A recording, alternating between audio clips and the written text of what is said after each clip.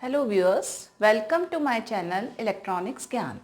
आज हम अभी हम ट्रांसड्यूसर पढ़ रहे हैं। तो ट्रांसड्यूसर में आज हम पढ़ेंगे स्ट्रेन गेज कि स्ट्रेन गेज क्या करता है। सबसे पहली चीज़ तो स्ट्रेन गेज क्या है, एक प्रकार का सेकेंडरी ट्रांसड्यूसर है। हमने देखी थी कि क्या सेकेंडरी ट्रांसड्यूसर होते हैं, क्या प्राइमरी ट्रांसड्यूसर होते हैं। ये एक सेकेंडरी ट्रांसड्यूसर है। सेकेंडरी ट्रांसड्यूसर है, इसका क्या मतलब है कि ये किसी भी मैकेनिकल सिग्नल को इलेक्ट्रिकल सिग्नल में बदलेगा। इसका पर्पस क्या है स्ट्रेन गेज का, ये स्ट्रेन को चेंज इन रेजिस्टेंस में बदलता है। ये स्ट्रेन को किस में कन्वर्ट करता है, चेंज इन रेजिस्टेंस। यानी स्ट्रेन क्या है, एक तरह का मैकेनिकल सिग्नल है। यानी इसका ये स्ट्रेन हम कह सकते हैं एक प्रकार का मैकेनिकल सिग्नल है। मैकेनिकल सिग्नल है, उसको ये किस में बदल रहा है, change in resistance. Change in resistance क्या है, एक इलेक्ट्रिकल सिग्नल है। तो ये मैकेनिकल सिग्नल को बदल रहा है इलेक्ट्रिकल सिग्नल में, इसलिए ये क्या कहलाएगा, सेकेंडरी ट्रांसड्यूसर कहलाएगा। क्योंकि सेकेंडरी ट्रांसड्यूसर्स वो होते हैं जो वो इलेक्ट्रॉनिक या इलेक्ट्रिकल डिवाइस है जो कि मैकेनिकल सिग्नल को इलेक्ट्रिकल सिग्नल में बदलते हैं। इसके अलावा स्ट्रेन गेज में हम देखें तो अब पहली चीज़, ये बार बार शब्द आ रहा है स्ट्रेन। तो स्ट्रेन होता क्या है, हम पहले वो समझ लेते हैं कि स्ट्रेन क्या होता है। यदि किसी भी मेटल के कंडक्टर पर बल लगाया जाता है, मान लीजिए एक मेटल का कंडक्टर है, सपोज कर लीजिए ये मेटल का कंडक्टर है। अब मैं इस पर फोर्स लगाती हूँ, मैं इसको खींचती हूँ। ये मेटल का नहीं है, एक एग्जांपल ले रहे हैं हम। इसको अगर हम फोर्स लगाते हैं तो इसकी लंबाई तो बढ़ेगी, लेकिन इसका क्रॉस सेक्शनल एरिया कम होगा। जैसे हम एक बालों में लगाने वाले रबड़ को देखें, उस रबड़ का शेप कैसा होता है, गोल होता है, इस तरह से होता है। अब मैं अगर इस पर ऐसे बल लगाती हूँ, फोर्स लगाते हैं, तो बल लगाने से क्या होगा, इसका शेप चेंज होगा और वो इस तरह का हो जाएगा फोर्स लगाने पर। यानी इसकी लंबाई तो बढ़ गई, लेकिन इसका जो ये क्रॉस सेक्शनल एरिया है ये क्या हो गया, कम हो गया। तो किसी भी मेटल के कंडक्टर पे जब बल लगाते हैं तो उसकी डायमेंशन चेंज होती है, उसकी लंबाई तो बढ़ गई और क्षेत्रफल उसका क्या हो गया, कम हो गया। तो जो स्ट्रेन है, स्ट्रेन क्या है, change in dimension with respect to original dimension. यानी हमारी डायमेंशन में ओरिजिनल के सापेक्ष कितना परिवर्तन आया है, वो चीज़ है स्ट्रेन। अब हमने बल लगाने पर ये परिवर्तन आया है, और इकाई क्षेत्रफल पे ये जो बल लगता है उसे हम कहते हैं स्ट्रेस। एक्चुअली हम क्या करते हैं, स्ट्रेस लगाते हैं। स्ट्रेस क्या है, फोर्स पर यूनिट एरिया। यानी इकाई क्षेत्रफल पे लगने वाले बल को हम स्ट्रेस कहते हैं। तो किसी भी मेटल के कंडक्टर पे जब स्ट्रेस लगाया जाता है या बल लगाया जाता है तो उसकी डायमेंशन में चेंज आता है, और डायमेंशन में चेंज होना क्या होता है, स्ट्रेन होता है। अब ये क्या करता है, स्ट्रेन गेज इस स्ट्रेन को नापता है। कैसे, स्ट्रेन को कैसे नापता है, चेंज इन रेजिस्टेंस के द्वारा। तो हम कहते हैं ये क्या कर रहा है, मैकेनिकल सिग्नल को इलेक्ट्रिकल सिग्नल में बदल रहा है। अब हम किसी भी मेटल कंडक्टर के लिए जानते हैं कि उसका जो रेजिस्टेंस है वो होता है R is equal to rho L by A। R है उसका प्रतिरोध, L है उसकी लंबाई, A है उसका क्रॉस सेक्शनल एरिया एंड रो है उसकी रेजिस्टिविटी यानी प्रतिरोधकता। अब मैंने आपको अभी ये बताया कि इस पे अगर हम फोर्स लगाएं तो इसकी लंबाई बढ़ेगी, एरिया कम होगा, उस कारण से उसका रेजिस्टेंस क्या होगा, चेंज होगा। लेकिन हम ये जब इसको नापते हैं, रेजिस्टेंस में चेंज को जब नापा जाता है तो ये पाया गया कि रेजिस्टेंस में चेंज केवल लंबाई और एरिया में परिवर्तन होने के कारण नहीं होता, इसके अलावा भी और कारण है जिससे हमारा रेजिस्टेंस का मान चेंज होता है। तो वो कारण था रो, रेजिस्टिविटी, कि जब हम मेटल के कंडक्टर पर स्ट्रेस या स्ट्रेन लगाते हैं तो उसकी डायमेंशन ही चेंज नहीं होती, रेजिस्टिविटी भी चेंज होती है। यह प्रभाव कहलाता है पीजो रेजिस्टिव इफेक्ट। ये बहुत इंपॉर्टेंट है, पीजो रेजिस्टिव इफेक्ट। मैं इसकी वापस डेफिनेशन रिपीट करती हूँ पीजो रेजिस्टिव इफेक्ट की, कि अगर हम किसी मेटल के कंडक्टर पर फोर्स लगाते हैं तो उसकी डायमेंशन चेंज होती है। तो रेजिस्टेंस में चेंज केवल डायमेंशन चेंज के कारण नहीं होता, उसकी रेजिस्टिविटी में चेंज होने के कारण भी रेजिस्टेंस में चेंज होता है। यह प्रभाव कहलाता है पीजो रेजिस्टिव इफेक्ट। यानी इन तीनों चीज़ों के कारण ही R का मान क्या होता है, परिवर्तित होता है। तो कितना परिवर्तित होगा उसको हम मेज़र करेंगे with the help of strain gauge. Strain gauge क्या करेगा कितना स्ट्रेन लगा है उसके कारण रेजिस्टेंस में कितना चेंज हुआ है उसको ये मेज़र करता है। तो अब हम पढ़ते हैं theory of strain gauge. Next lecture में हम इसके टाइप्स ऑफ स्ट्रेन गेज पढ़ेंगे। आज हम इसका बेसिक कंसेप्ट पढ़ते हैं कि ये वर्क कैसे करता है। स्ट्रेन गेज की हम थ्योरी देखते हैं। अब हम सपोज करते हैं कि स्ट्रेन गेज सर्कुलर फॉर्म में है। मान लीजिए स्ट्रेन गेज इस तरह का है। जब इस पर बल लगता है यानी फोर्स लगता है तो क्या होगा, इसकी लेंथ तो क्या होगी, बढ़ेगी, और एरिया इसका क्या हो जाएगा, इसको इस तरह से कर लेते हैं, यूँ सपोज इस तरह से, तो इसकी लेंथ तो बढ़ गई और एरिया इसका क्या हो गया, कम हो गया। इसका एरिया हम थोड़ा कम कर देते हैं। तो ये चीज़ कहलाती है कि अगर हम फोर्स लगा रहे हैं तो फोर्स से क्या हो रही है, लेंथ तो इंक्रीज हो रही है, लेकिन जो एरिया है वो क्या हो रहा है, इसका कम हो रहा है। तो हम इस तरह के स्ट्रेन को सपोज करें, हम बोले पॉजिटिव स्ट्रेन, यानी किसी भी सर्कुलर स्ट्रेन गेज जो कि सर्कुलर वायर का बना हुआ होता है उस पर जब पॉजिटिव स्ट्रेन लगाते हैं, पॉजिटिव स्ट्रेन मतलब जिसमें लंबाई बढ़ रही है, तो उसकी लंबाई तो बढ़ेगी लेकिन एरिया क्या होगा, कम होगा। और हम जानते हैं इससे उसके रेजिस्टेंस में चेंज होगा। रेजिस्टेंस में जो चेंज होगा वो एल ए के अलावा एक तीसरे और करंट से होगा जिसे हम बोलते हैं रेजिस्टिविटी, और ये प्रभाव कहलाता है पीजो रेजिस्टिव इफेक्ट। तो आर की जो वैल्यू आई वो आई हमारे rho L by A. L है length of the wire, A है cross sectional area of the wire and rho is the resistivity of wire. अब उसके कारण रेजिस्टेंस का मान ये हो गया। अब हमने यहाँ पे इकाई क्षेत्रफल पे जो ये बल लगाया उसको हम बोलते हैं स्ट्रेस। एक टर्म हमने काम में ली थी स्ट्रेस। स्ट्रेस को रिप्रेजेंट करते हैं हम एच से। तो एस इज इक्वल्स टू क्या है हमारा, फोर्स पर यूनिट एरिया। और इस स्ट्रेस को लगाने से यानी यूनिट एरिया पे ये फोर्स लगाने से डायमेंशन में क्या आ रहा है, चेंज आ रहा है। तो डायमेंशन में जो चेंज आता है उसको हम कहते हैं स्ट्रेन। तो स्ट्रेन का जो हमारा फॉर्मूला है वो क्या होगा, change in dimension, change in dimension upon original dimension.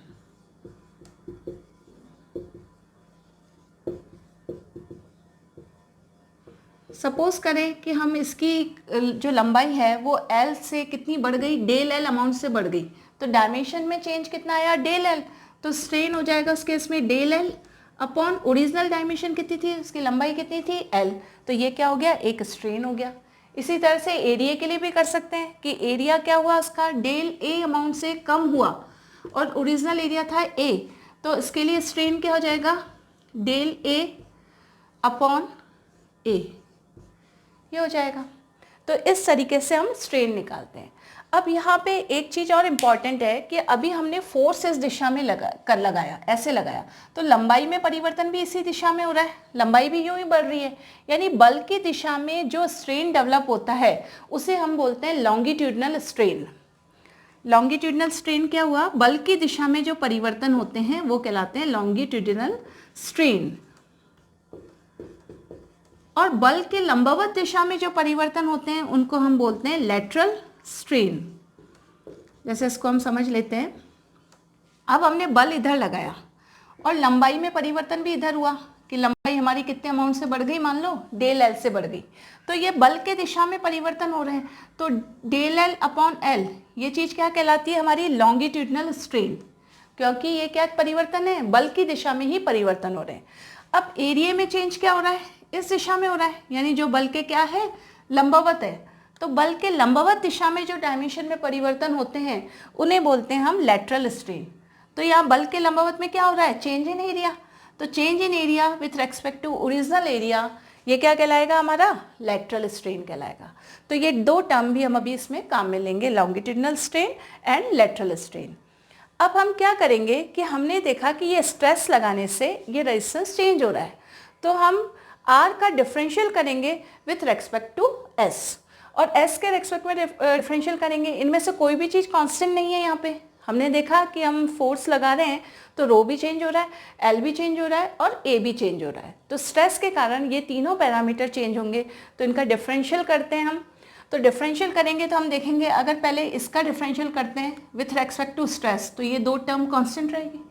L का डिफरेंशियल करेंगे तो रो और A कांस्टेंट रहेगा, और A का डिफरेंशियल करेंगे तो रो और L कांस्टेंट रहेंगे।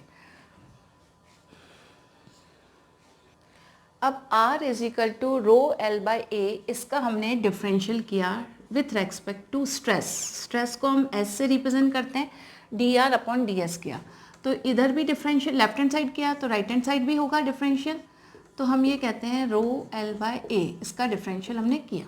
तो सबसे पहले हमने रो और ए को कांस्टेंट ले लिया और इसका किया, स्मॉल वेरिएशन हो रहे हैं इसलिए हमने ये सिंबल ले लिया del L upon del S. अब क्योंकि एल का डिफरेंशियल किया तो यही आ गया, प्लस अभी हमने रो और ए को कांस्टेंट लिया था, अब हम रो और एल को कांस्टेंट ले लें और ए का करें।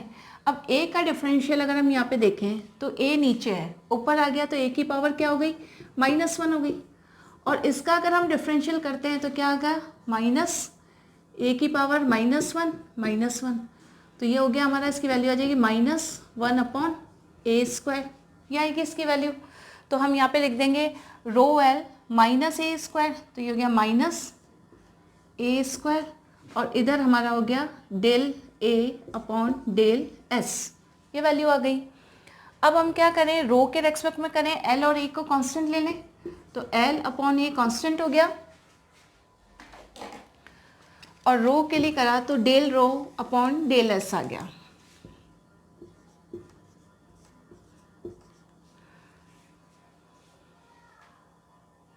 अब ये वैल्यू हमने किसकी निकाली, D R upon D S की।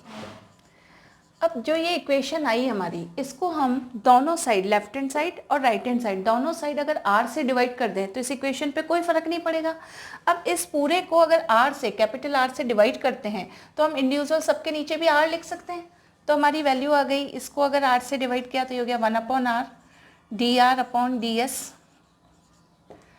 रो अपॉन ए, आर से डिवाइड किया तो आर यहाँ पे नीचे आ जाएगा, और ये होगा del L upon del S minus rho L upon A square, और यहाँ पे आर से डिवाइड कर दिया, आर आ गया, अलग अलग कर दिया यहाँ पे, del A upon del S plus L upon A, यहाँ पे आर आ गया, और ये हुआ del rho upon del S, इस तरीके से आ गया। अब r is equal to rho L by A, यहाँ से वैल्यू रख सकते हैं हम r की, इस साइड राइट हैंड साइड हमने r is equal to rho L by A रखा, तो ये तो ऐसे ही रहा 1 by R D R upon D S, ये रो बाय ए था, आर की जगह हम क्या लिख सकते हैं, रो एल बाय ए, और इधर हुआ del L upon del S minus rho L A square रखा, आर की जगह रखा rho L by A plus L by A, R की जगह रखा rho L by A del rho upon del S. अब इसमें कुछ टर्म अगर हम काट सकते हैं तो काटते हैं, देखें इसको, ये ए कैंसिल हो गया, रो कैंसिल हो गया। अब इधर क्या कैंसिल हो रहा है, इधर हम देखें तो एक ए कट गया, रो कट गया और एल कट गया, यानी एक ए बच रहा है यहाँ पे। इधर देखें तो हम ए कैंसिल हो गया, एल कैंसिल हो गया, सिर्फ रो बच रहा है। तो हमारी इक्वेशन क्या आ जाएगी,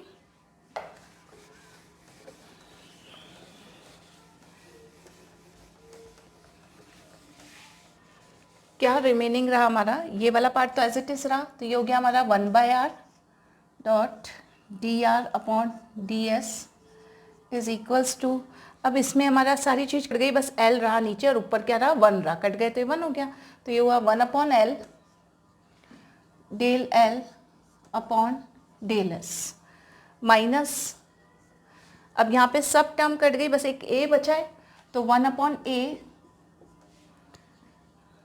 यहाँ पे ये टर्म रह गई थी del A upon del S, तो उसको हम लिख देते हैं del A upon del S, तो यहाँ पे आ गया del A upon del S plus सब कट गया, सिर्फ यहाँ पे बचा 1 अपॉन रो, ये हुआ 1 upon rho del rho, P नहीं रो बना लेते हैं हम इसको, del rho upon del S, ये हमारी टर्म आ गई।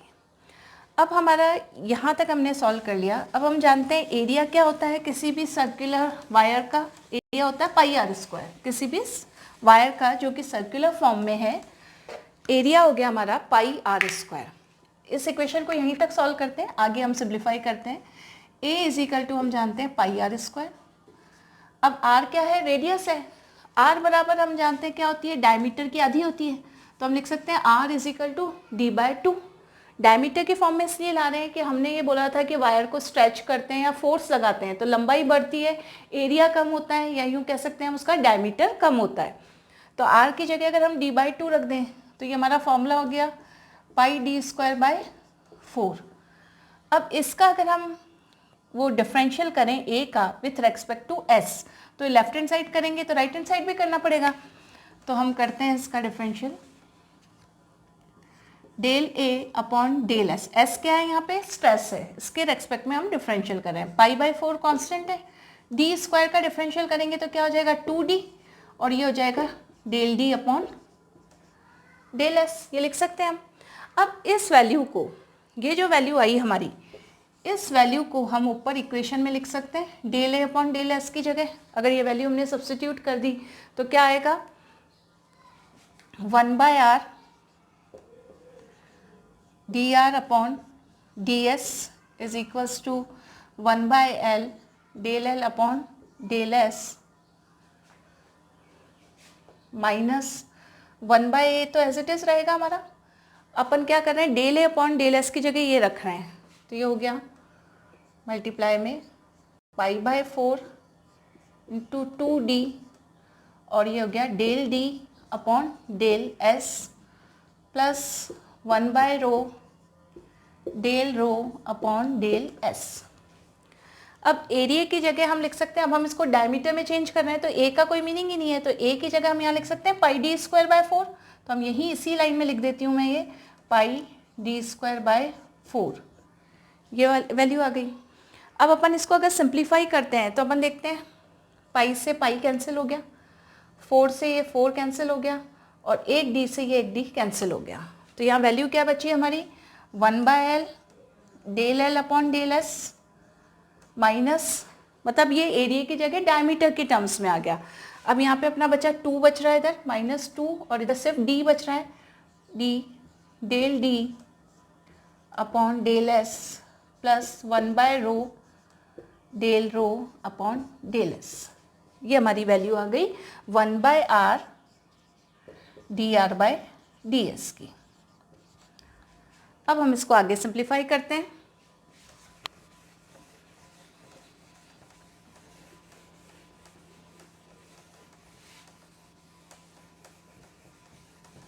अब हम एक पढ़ेंगे पॉइसन रेशियो। पॉइसन रेशियो क्या होता है,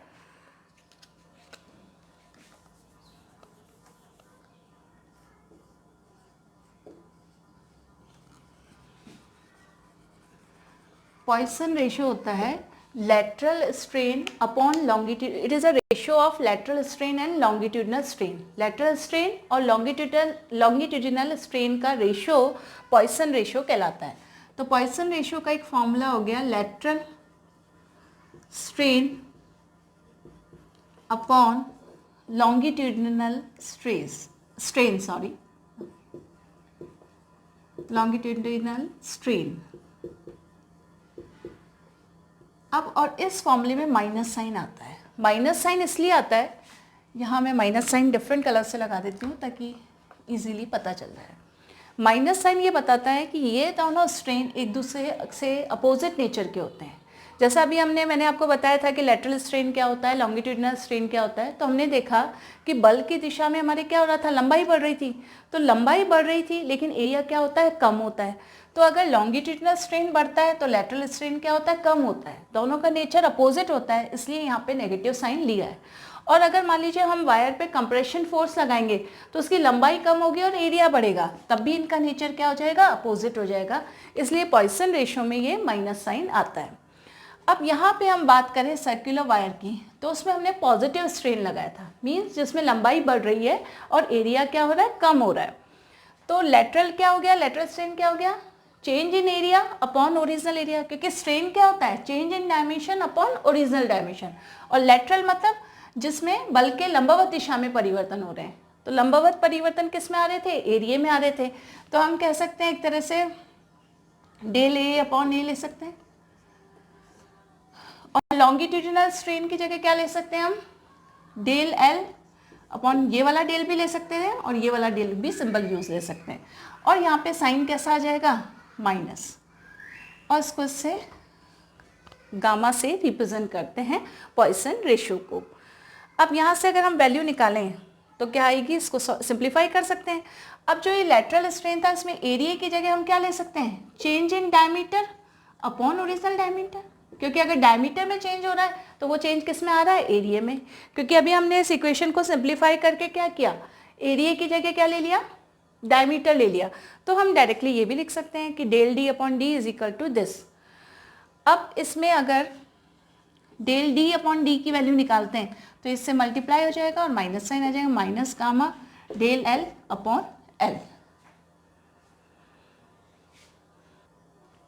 अब ये अपनी वैल्यू आ गई डेल डी बाई डी की। इसको हमें इस इक्वेशन में रखना है। ये थी हमारी लास्ट इक्वेशन, इसमें हमको सब्स्टिट्यूट करना है।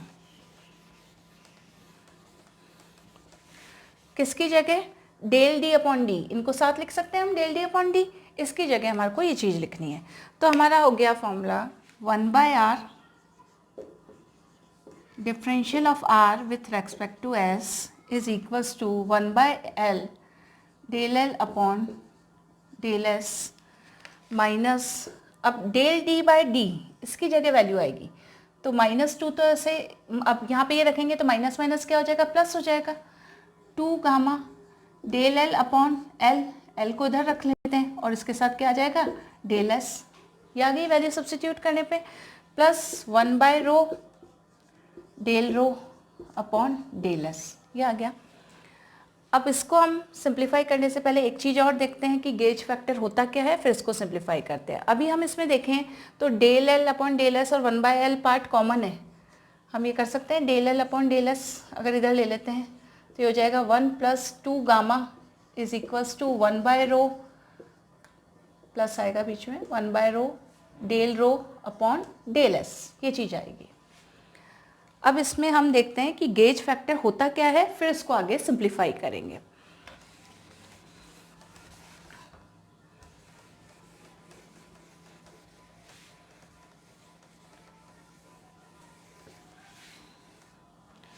अब गेज फैक्टर क्या करेगा, स्ट्रेन गेज को, स्ट्रेन गेज मतलब कितना स्ट्रेन डेवलप हो रहा है उसको ये नापेगा। तो गेज फैक्टर का हमारे फॉर्मूला होता है,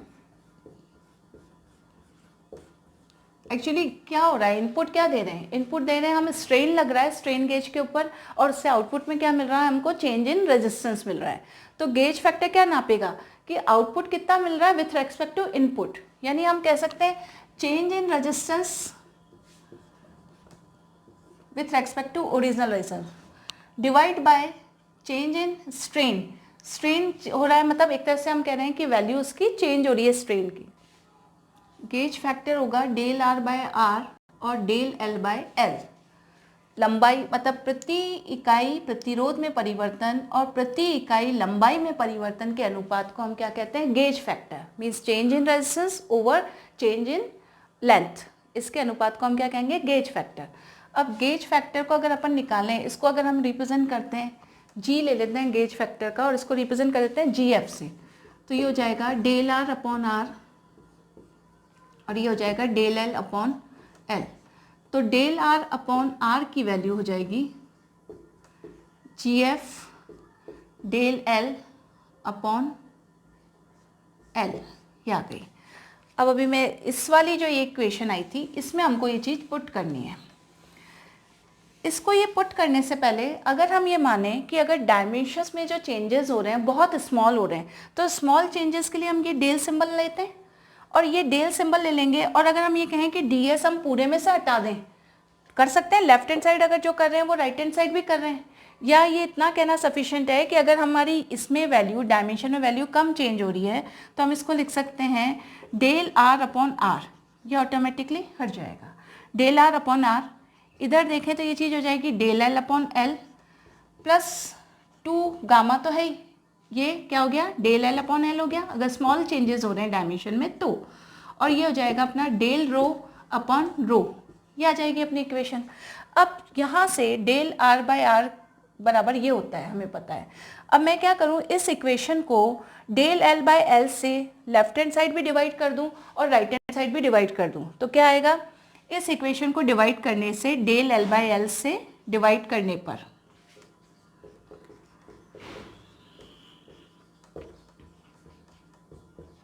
अब यहाँ हम देखते हैं डेल आर बाय आर के नीचे डेल एल बाय एल लिख देंगे, इस पूरे के नीचे हो जाएगा तो डेल एल बाय एल, इसके नीचे हुआ तो ये 1 हो गया, इसके नीचे हुआ तो भी 1 हो गया, लेकिन इसके नीचे डेल एल बाय एल रहेगा। तो हम डेल बाय एल से डिवाइड करने पे हमारे पास क्या आ जाएगा, इधर आ जाएगा डेल आर अपॉन आर, और इसको डिवाइड किया हमने डेल एल अपॉन एल से, is equals to del L upon L था ही, और हमने इसको डेल एल बाय एल से डिवाइड कर दिया, क्योंकि अपन ने अगर लेफ्ट हैंड साइड किया तो राइट हैंड साइड भी करेंगे, plus 2 gamma del L upon L, और ये हुआ del L upon L, plus del rho upon rho, और ये हो गया डेल एल अपॉन एल। अब हम ये चीज़ जानते हैं, हमने देखा ये चीज़ किसके बराबर है, गेज फैक्टर के, जीएफ के। तो अगर हम यहाँ पे इस पे लिख सकते हैं जीएफ, तो हमारा ये सिंप्लीफाई होके क्या हो जाएगा,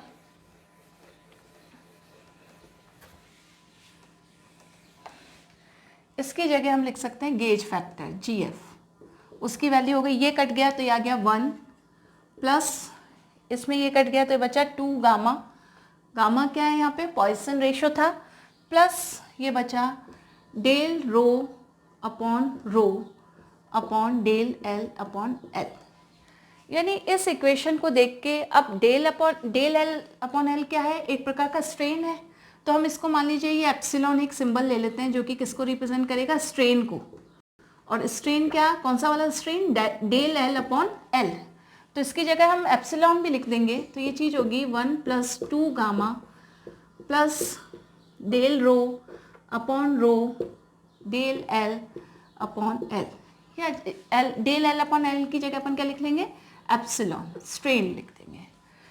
अब अगर हम इससे देखें, इस इक्वेशन को देखें, तो हमें ये समझ में आ रहा है कि जो स्ट्रेन गेज का जो गेज फैक्टर है वो किस किस चीज़ को नापता है।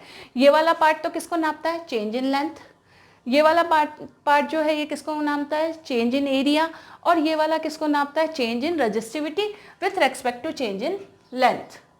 तो यानी गेज फैक्टर के इससे हमें ये आइडिया होता है कि रेजिस्टेंस में चेंज केवल एल और ए के कारण ही नहीं होता, रेजिस्टिविटी के कारण भी हमारा आर क्या होता है, चेंज होता है। हालांकि ये चेंजेस बहुत स्मॉल होते हैं।